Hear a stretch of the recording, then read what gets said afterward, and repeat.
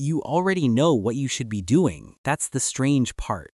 Nobody struggling with discipline is confused about the plan. You know you should train or write or study or sleep earlier. You've known for months, and knowing has done almost nothing. So you reach for the usual explanation. You're lazy, you lack willpower. Here's the first thing worth hearing tonight. That explanation is built on a piece of psychology that quietly collapsed about a decade ago, and almost nobody got the memo. Discipline isn't a quality you were born with more or less of. It's a system, and it runs on a few rules that are surprisingly easy to work with once you can see them.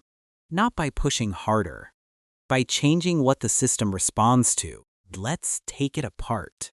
Start with the willpower story itself because it's the one holding everyone hostage. For most of the last 20 years, the reigning scientific idea was that willpower works like a fuel tank. A psychologist named Roy Baumeister ran a now famous experiment in the late 90s. People were seated in front of fresh-baked cookies and told to eat radishes instead. Afterward, that group gave up faster on an impossible puzzle than people who hadn't had to resist anything.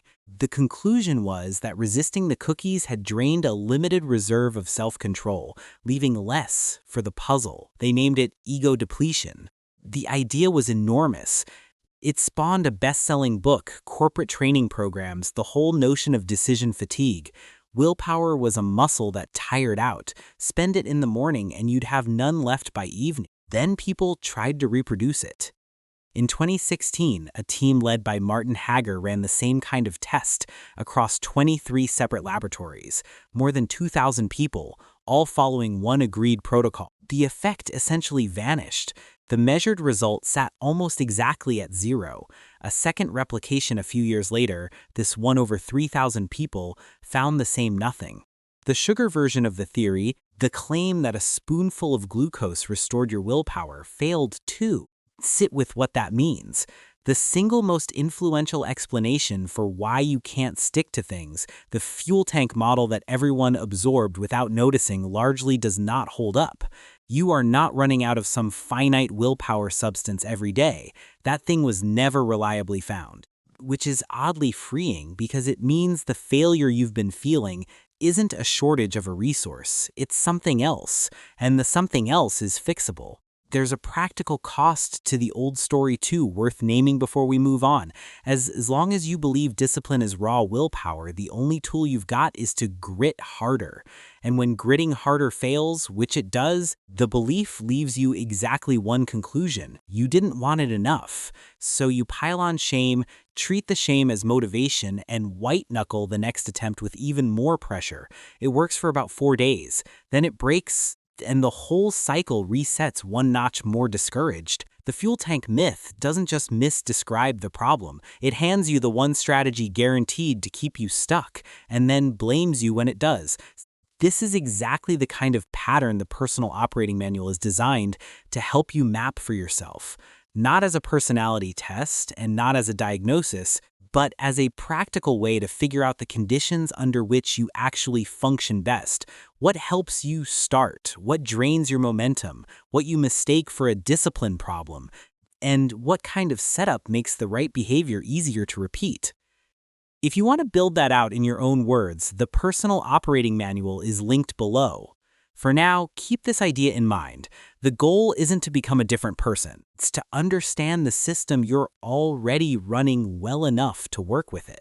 To see the way out, you have to look at what the brain is actually doing when it decides to move. Meet the most misunderstood chemical in your head. Dopamine. You've heard it called the pleasure chemical, the thing that lights up when you eat the cake or get the like. That's the popular version, and it's wrong in a way that matters enormously for discipline. In the early 90s, a researcher named Wolfram Schultz was recording from single dopamine neurons in a monkey's brain while it received little squirts of juice. At first, the neurons did the expected thing. Juice arrived, dopamine fired. Simple. Reward equals dopamine. But Schultz kept going, and the picture changed. He started flashing a light just before the juice, and once the monkey learned that the light meant juice was coming, the dopamine stopped firing at the juice. It fired at the light instead, at the cue, at the prediction. Read that again because it's the whole key. The dopamine didn't mark the reward. It jumped ahead to the thing that predicted the reward. And when the juice arrived exactly as expected, the neurons barely responded at all. Dopamine, it turns out, is not the chemistry of pleasure. It's the chemistry of anticipation, of wanting.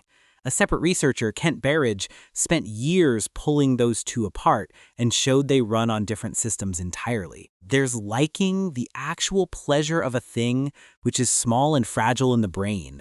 And there's wanting, the pull toward it, the craving, which is large and powerful and runs on dopamine.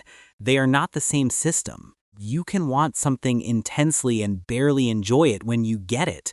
Anyone who's ever compulsively refreshed a feed they don't even like has felt the gap firsthand. Berridge's evidence for this is worth a second because it's stranger than it sounds. In animal studies, researchers could shut down the dopamine system almost entirely, and the animals would stop pursuing a reward, stop working for it, act as if they no longer wanted it at all. But when the reward was placed directly in their mouths, their faces still showed every sign of pleasure. The liking was completely intact, only the wanting was gone. Desire and enjoyment, which feel like one thing from the inside, came apart cleanly in the brain. Which means the craving you feel for the easy stuff and the enjoyment you get from it were never the same signal, and the disciplined behaviors fail on the first one. The wanting long before enjoyment ever enters the picture. This is where discipline gets interesting because now the problem has a shape. When you scroll or snack or click, the reward is instant. The behavior and the payoff sit right next to each other, so your brain builds a clean, strong prediction. This cue leads to that reward immediately. Dopamine floods toward the cue and the craving gets stronger every time. Now look at the disciplined behaviors. Training. The gym gives you almost nothing today. The payoff is a body you'll have in 8 months. Studying pays off at an exam weeks away. Writing pays off in a career that might exist someday. The reward is real, but it's so far from the action that your brain can't draw the line between them. No line. No prediction, no craving. So the behavior feels like pure friction because nothing inside you is pulling you toward it. That's the actual mechanism. It was never that disciplined people want it more in some heroic way. It's that their brains have learned a prediction yours hasn't. The cue and the reward got connected, and a connection like that is not a personality trait. It's something you can build on purpose, which raises the obvious question. Can you deliberately train your brain to crave the hard thing? Cautiously, and within limits, the research says yes. There's even a name for the deep version of it. In 1992, a psychologist named Robert Eisenberger laid out a theory he called learned industriousness. The finding, across a long series of studies, was that when effort itself is reliably followed by reward, the sensation of effort slowly stops being purely aversive. The brain begins attaching reward value to the feeling of trying hard. Effort becomes, in a modest way, its own cue for something good. People with a long history of rewarded effort don't just tolerate difficulty better. They generalize it, carrying that reduced aversion into brand new tasks. So, craving discipline is not a fantasy, it's a conditioning process. The catch is that it doesn't happen by wanting it to. It happens by arranging the conditions so your brain can build the prediction. That's what the rest of this is. 5 rules, each one a direct consequence of how the system actually works. None of them are about trying harder. Rule 1, shrink the entry, not the goal. The hardest moment in any disciplined behavior is not the behavior. It's the transition into it. The friction lives almost entirely at the start, so you lower the start until it's almost embarrassing. Not go for a run, put your shoes on and step outside, not write the chapter. Open the document and write 1 bad sentence, not study for 3 hours. Sit down and read 1 page. The rule is that the entry point should feel too small to resist. This works for a specific reason tied to everything above. You're not trying to complete the task on willpower. You're trying to remove the friction at the threshold so the behavior actually begins. Because once you've started, continuing is a completely different and much easier problem. Most days you'll do far more than the 1 page. but the one page is the target because the one page is what gets you across the only line that reliably stops people. The goal was never small, the door just got wider. Rule 2, borrow a craving you already have. This one comes straight from a real experiment and it has a name, temptation bundling. Behavioral scientist named Katherine Milkman tested it cleanly. She gave one group of gym goers access to gripping audiobooks, the page-turner kind, but only at the gym. They could not listen anywhere else. Gym visits in that group rose by roughly half compared to a control group. Look at what that does in terms of the mechanism. The audiobook is an existing craving, an immediate reward the brain already predicts and wants. By chaining it to the gym, and only the gym, she borrowed the pull of one behavior and pointed it at another. The gym stopped being pure delayed payoff. It picked up an immediate one riding alongside it. You can build your own. The podcast you love only while walking, the specific coffee you actually look forward to only while you do the work you've been avoiding, the show you're hooked on only while you're on the treadmill. The rule that makes it work is the restriction. The reward has to be off limits everywhere else, or the bundle breaks. One honest caveat, because the same study showed it. The effect faded over the weeks, especially when routines got disrupted. Bundling is not a permanent fix. It's scaffolding for the hardest early stretch before the behavior can stand on its own, which is exactly what the next rules are for. Rule 3, move the reward closer. Your brain connects cue to reward through timing. The closer the reward sits to the behavior, the stronger the prediction it builds. Discipline fails largely because its rewards are so far away, so you manufacture a nearer one. This is where a small, immediate marker of completion does real work, not because a check mark on a calendar is thrilling, because it gives your brain a same-day signal that the behavior led somewhere, instead of nothing until a payoff months out. The visible chain of days you didn't break, the box you get to fill, the single line in a log. These are crude, and they matter more than they should, precisely because they close the timing gap the brain needs to form a prediction. And notice what you're rewarding, not the outcome. The showing up, you reward the act of sitting down every single time, regardless of how the session went, because the act of sitting down is the behavior you're trying to make your brain crave, and the brain learns from what gets marked as a win. Reward the result and you'll only feel good on the rare days the result arrives. Reward the showing up and you feed the thing that actually needs feeding. Rule 4, reward the effort, not just the finish. This is Eisenberger's learned industriousness turned into a practical move, and it's the subtlest of the 5. Most people, if they celebrate anything, celebrate the easy wins and the finished products. The instinct is to feel good when something felt good. But if effort itself is what you want to become less aversive, then effort itself is what has to get followed by something positive. In practice, that's small and internal. The session that felt like dragging a sled, the one where every word was a fight, is the one to deliberately mark as a victory, precisely because it was hard, not the day it flowed.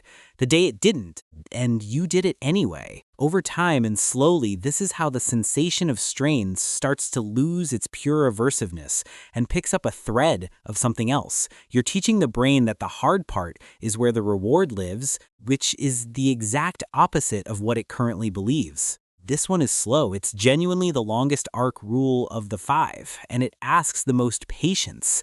But it's also the one that changes the setting rather than just gaming it, because it goes after the aversiveness of effort at the root. Rule 5. Repeat it long enough for the cue to take over. Here's the finish line, and it's further out than you've been told.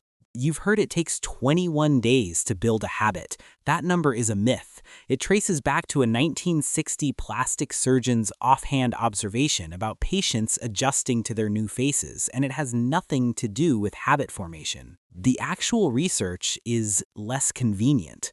When Phillippa Lally's team tracked people forming real daily habits, the average time to reach automaticity, the point where the behavior runs without a fight, was about 66 days. And the range was enormous. Some people got there in 18 days. For some behaviors, it took 254. Two things fall out of that, and both are useful. First, if you're 3 weeks in and it still feels hard, nothing has gone wrong.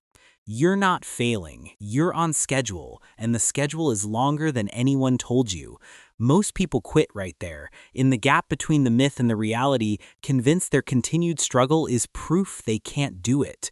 It's proof of nothing except that 21 days was always a lie. Second, the mechanism that carries you across those weeks is the same one from the start of all this. Every repetition in the same context strengthens the link between the cue and the behavior until eventually the cue alone starts pulling the behavior out of you. The environment starts doing the work that willpower was doing. You sit at the desk and the writing starts because the desk has become the light that predicts the juice. That's what discipline actually is on the far side, not a daily act of force, a prediction so well worn that the behavior feels stranger to skip than to do. So walk back through it. The willpower fuel tank was never really there. Dopamine is anticipation, not pleasure, which means craving is something you can point. Effort itself can be conditioned to hurt less, and the whole game is closing the distance between a behavior and a reward until your brain builds the prediction on its own. Shrink the entry, borrow a craving, move the reward closer, reward the effort, repeat until the cue takes over. One thing worth saying plainly before you go, none of this is an argument for grinding yourself into dust, and craving the work is not the same as never resting from it. The point of understanding the machinery isn't to squeeze more output out of yourself. It's to stop treating an ordinary mechanical problem as a moral verdict on who you are. You were never lazy. You were running a system with the reward wired too far from the behavior, drawing the obvious wrong conclusion about yourself, and quietly paying for it in shame you didn't owe. And that raises a harder question, one that sits underneath a lot of this. If discipline is really about arranging your environment so the cues pull you the right way, then the environment most of us actually live in, the one engineered to make the instant reward irresistible, is working directly against us. Your phone is running Rule 2 in reverse, all day, on purpose, which is a different mechanism, and it's worth understanding on its own terms.